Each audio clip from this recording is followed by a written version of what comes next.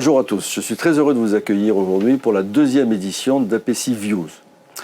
Nous allons vous présenter les résultats de l'étude Périclès sur le baromètre des services au CGPI.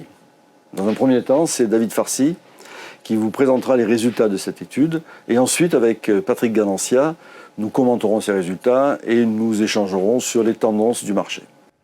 Patrick, Bruno, l'étude fait ressortir que le métier de conseil en gestion de patrimoine a fortement évolué autour de ces 15 dernières années.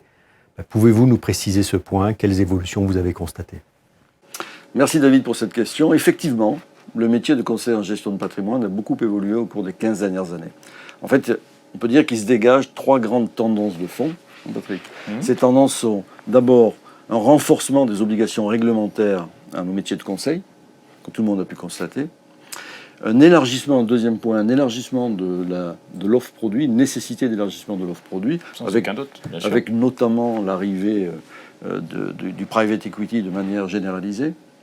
Et pour finir, l'utilisation d'outils digitaux de plus en plus performants, une nécessité d'utilisation de ces outils.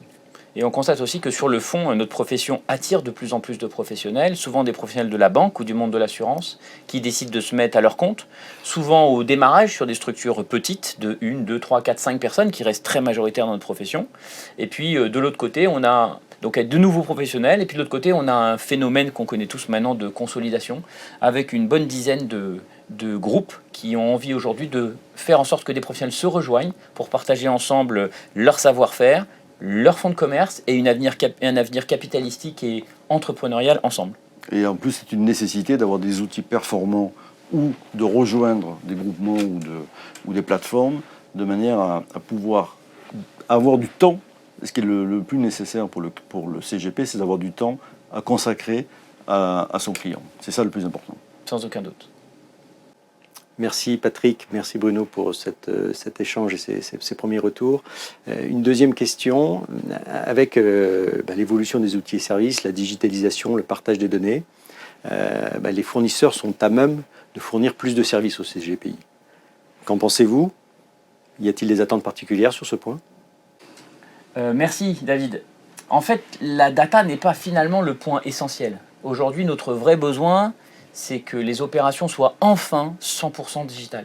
On continue à être dans un monde de papier, certes dans une proportion plus faible, mais il nous reste encore une masse d'informations à faire et à communiquer à nos fournisseurs, à faire avec nos clients, qui est inimaginable. Et ça, c'est difficile encore à entendre ça.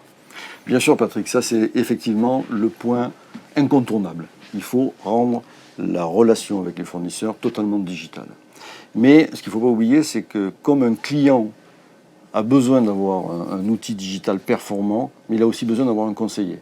Nous avons besoin aussi d'avoir des interlocuteurs, des hommes et des femmes au niveau des fournisseurs, qui puissent également nous écouter et nous rendre ces services. Il est clair qu'avec les structures qui ont beaucoup grandi, il y a chez certains une perte d'humain, et nous, on en a vraiment besoin.